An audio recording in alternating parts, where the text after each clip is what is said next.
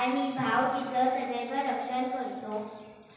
गुजरातच्या सुलतान बहादूर शहाने चित्तोडगडावर हल्ला केला. चित्तोडगड बहादूर शास्त्र सैन्याशी एकट्याने लढू शकले नाही. त्यानंतर तिच्या राज्याचे आणि प्रजेचे रक्षण करण्यासाठी मेवाडची राणी कर्णावतीने हुमायूनला राखी पाठवली आणि मदत मागितली.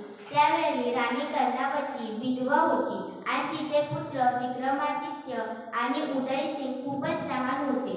बहादूर शहाच्या प्रचंड सैन्यासमोर मेवाडची सेना कमकुवत होती. अशा परिस्थितीत राणीने हुमायूनला राखी पाठवली, त्याला आपला भाऊ बनवले आणि मदत मागितली. हुमायूनने राखी स्वीकारली आणि राणी कर्णावतीला आपली बहीण मानून चित्तोडच्या रक्षणासाठी सैन्य पाठवले. तथापि हुमायूनची मदत येण्यापूर्वी बहादूर शहाने चित्तोड ताब्यात घेतला आणि राणी कर्णावतीने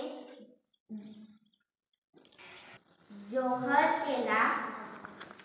परंतु हुमायूनने नंतर चित्तोड मुक्त केले आणि राणीच्या मुलांना सुरक्षितपणे वाचवले. तेव्हापासून रक्षाबंधन साजरे करण्यास सुरुवात झाली असे म्हणतात. म्हणूनच दरवर्षी राखीच्या सणाला बहीण आपल्या भावाच्या मनगटावर राखी बांधतात आणि भाऊ त्यांचे रक्षण करण्याचे वचन देतो. सम्राट हुमायून आणि राणी कर्णावतीची कहाणी प्रेम आणि विश्वासाचा संदेश देते.